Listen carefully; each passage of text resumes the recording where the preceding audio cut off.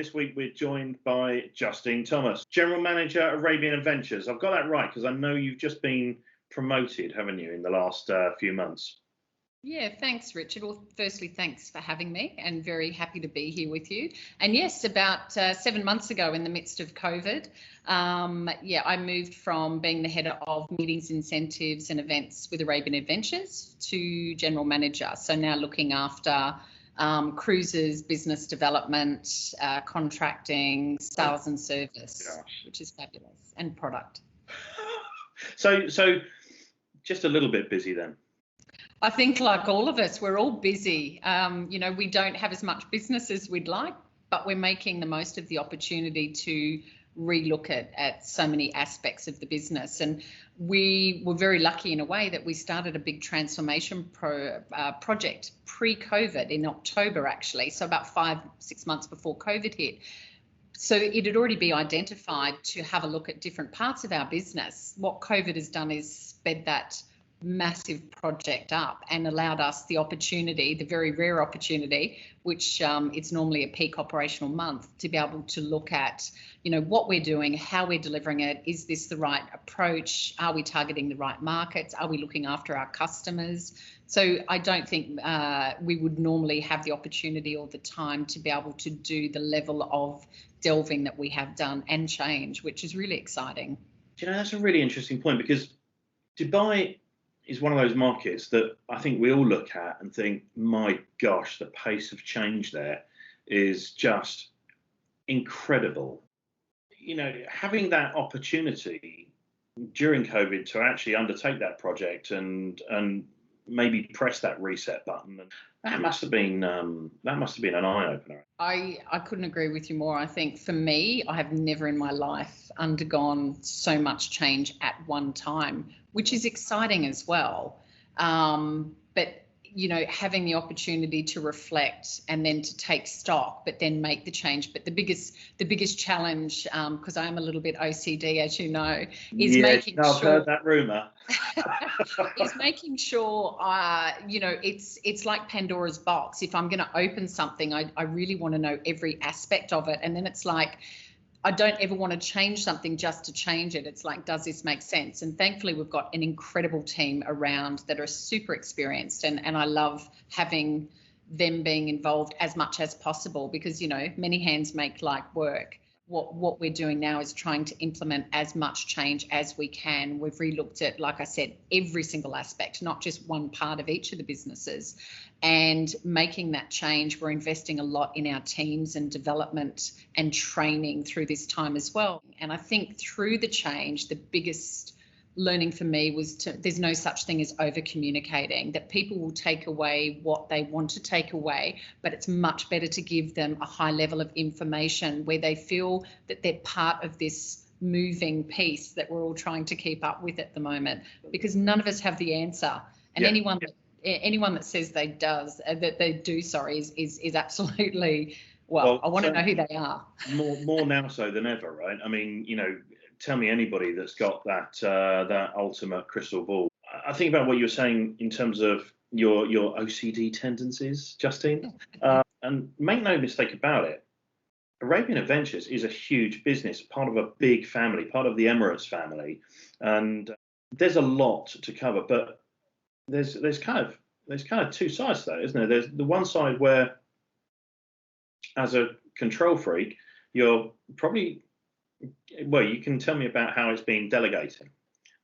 I'm a good delegator, and I don't, I've been blessed, with my mice hat on. Okay. Even though I am quite OCD, I'm actually not a micromanager. I've got amazing teams. You don't need to micromanage them. It's just making sure that they know where the ship's going, and they're all part of that process. It's always about team, and we do have a very strong management team in all of our heads of departments, so there's no need to micromanage. Brilliant. And so the other side I was thinking of is that Arabian Adventures as a group becomes more and more valuable to the hotels around you, to all the operators around you, all the services around you. That surely must be going through the roof, not just in Dubai, but across the UAE and Oman.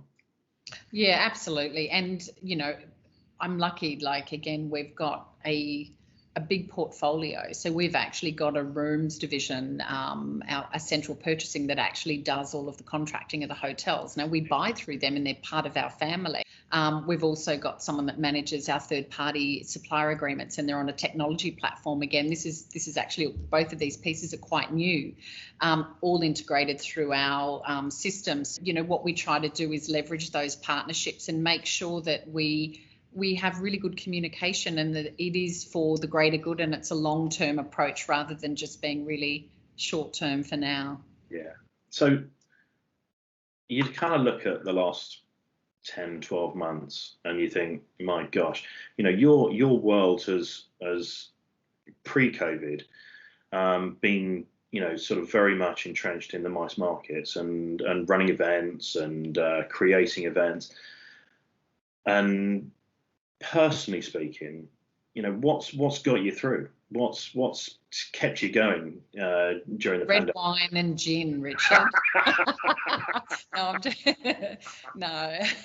I think it's having amazing people around you, and you know, whether we're going into the office or doing Teams calls, there's an amazing energy and positivity. And have we all been through ups and downs? Absolutely. But I think it's recognizing and identifying them and saying, you know what, we're human and this is normal, but talking about it and then just getting on with it. I think surrounding yourself with family, friends has been pivotal in everyone getting through this, and doing loads and loads of Zoom calls with people back home. Totally.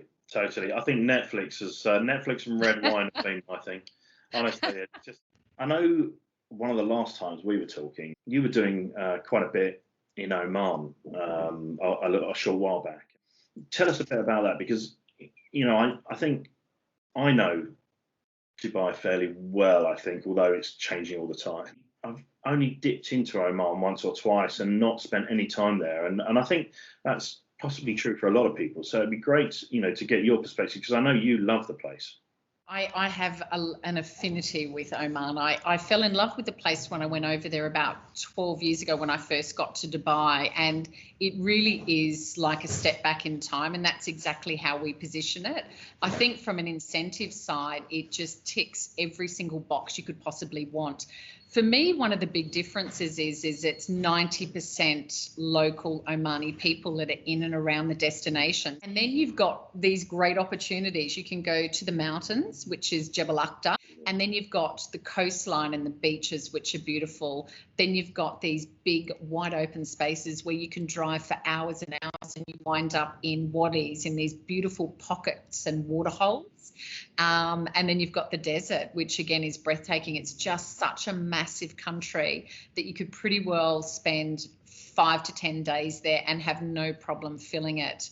I tell you what, this pandemic's getting worse now that I'm hearing you talking about. Look, let's bring it back to Dubai, because this is where you're hubbed. It's you know, very much the centre of events currently in the Middle East, and I know we've got Expo coming up, haven't we? Expo 2020 in 2021. I know, right? We were actually all having a bit of a giggle about that, but all the branding's around the city and has been for a couple of years. So Expo 2020, even though it's the year that we all want to forget, is what they're still marketing. Excellent. But yeah, it opens on the 1st of October. Right. And runs for 182 days, and they're expecting around 20 to 25 million visitors. I think the shift now is from GCC market and international. Obviously, depending on how the COVID recovery does take place, initially the thought was that there'd be a large percentage of internationals, which we still obviously are expecting international guests and corporates. 192 countries are attending, which is the largest ever, which I think is fabulous. And I think the whole, you know, the concept is connecting minds and creating the future, which is what, again, Dubai is all about. It's going to be like what Dubai does normally. It's going to be go big or go home. And in true Dubai style, they've done a lot of planning for the legacy of Expo. So when Expo is actually finished, the infrastructure will all stay there. We were talking about and looking at charts of Dubai is now marching ahead on the vaccine rollout, which is just phenomenal. So I think you guys are making some some fantastic developments there. Israel was leading the charge in per 100 people vaccinated, but we've now superseded that. So there's a lot of centres where you can do drive-through. So as a family, you can actually all go through together and have the vaccine. I had my first jab last week. My partner's already had 2 jabs. So, what they're doing now is they're focusing on everyone that's actually had their first shot getting the second shot, and then they'll start rolling it out to the rest of the population. But I think they're targeting around 60% by the end of March, which is amazing. That's just incredible.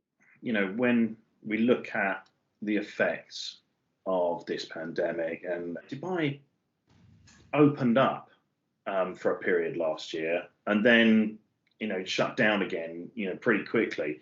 But in terms of looking forward, over the next quarters of this year and into 2022 and beyond, do you see the green shoots there? Do you see stuff happening? Absolutely. I mean, on the MICE side, interestingly, Israel opened up very quickly. It's almost instantaneous. And the same thing with the UK. I mean, when the UK had the safe corridor to the UAE, there's no delay. People are booking. I mean, we did 13,000 bookings in 1 week on the leisure side from the UK, which is incredible. The Brits did come over in force. Then obviously, as soon as the quarantine or the corridor shuts, then it has an instant effect. The great thing on leisure and MICE is most clients are not cancelling, they're postponing, because I think everyone wants the hope that we are going to travel again. And beyond Expo, what are the sort of key developments you'd say are happening around you at the moment? Yeah, well, I mean, the Dubai Eye, which you've probably heard of, similar to the London Eye, is 210 metres high, and that's opening in the next few months, which is really exciting. There's a lot of flexibility about what you're able to do in the pods with cooking classes, events, discos. Yeah, that it'll be amazing. Blue Waters Island, and it's basically a whole new island that's been created. It's got Caesar's Palace on there. It's got an incredible beach club called Cove Beach. But we still have a lot of hotels opening. So one of the big ones is Atlantis, the Royal. So Caroline Lungair, who I'm pretty sure you know at Eventful, asked me to ask you, are you ready for the influx? Oh, Caroline, hello. I last saw her at an event in London, actually, I think in 2019. But you rightly said Dubai opened to tourists on the 7th of July. They've not actually closed. So some of the corridors have closed, but we're open, we're ready and waiting. I think over Christmas, most of the beach hotels were running at 100%. And it gave everyone a good sense of how quickly we're going to have to scale up. Yeah. So we're ready, Caroline. Anytime you want to come when they open the corridor from the UK. I don't even know if I need to ask you your crystal ball, for the future. Do you know, I have to say, by all accounts, I think Dubai will bounce back relatively quickly, in the sense that the infrastructure is here, it's ready. They're incredibly resilient and they will make things happen. I mean, we're all looking ahead for the next 6 months and trying to guess with our crystal ball which markets can potentially open and how we're going to scale up for that. So I think, none of us are going to get it 100% right, and we're kind of ready for that, because we need to be real about what we're going to be able to do. But what I can say is our infrastructure and the foundation of what we do and how we do it is going to be right. It's been brilliant catching up with you, Justine, and congrats again on the promotion. Thank you so much for joining me on the Vodcast. Thanks, Richard, and you too. Take care, and hopefully we'll see you soon. Absolutely, 100%. All right, you take care. See you later. Cheers. Bye-bye now.